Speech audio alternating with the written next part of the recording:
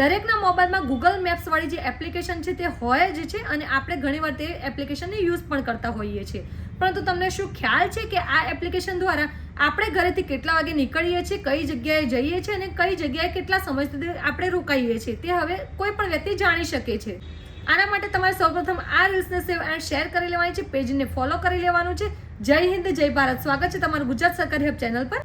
આ જે Google મેપ્સની application છે તેના દ્વારા કોઈ પણ વ્યક્તિ ઘરેથી કેટલા વાગે નીકળે છે, કઈ જગ્યાએ જાય છે, કેટલા સમય માટે રોકાય છે, તમામ માહિતી આખા દિવસની તેમની દિનચર્યા, તમે કયા જગ્યાએથી કયા સ્થળ ઉપર ગયા છો, કેટલા સમય માટે રોકાયા છો તે હવે જાણી શકે છે. આના માટે સૌપ્રથમ તમારે તમારું જે ગૂગલ મેપ્સ છે તેને ઓપન કરી લેવાનું છે. તમારું જે પ્રોફાઇલ આઇકન દેખાય છે ત્યાં તમારે ક્લિક કરવાનું છે. ત્યાંથી તમને અહીંયા ટાઈમ લાઈન વાળું જે ઓપ્શન છે તે તમારે ઓપન કરી લેવાનું છે.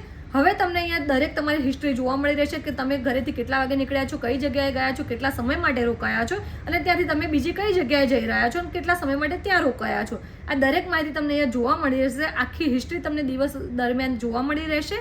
જો તમારે આ ડિટેલ્સ કોઈ પણ વ્યક્તિને જાણ ન થવા દેવી હોય તો તમારે આ ટાઈમલાઈનને અહીંયા ઓફ કરી દેવાનું છે, એટલે કોઈ પણ વ્યક્તિ તમારી અહીંયા હિસ્ટ્રી ન જાણી શકે.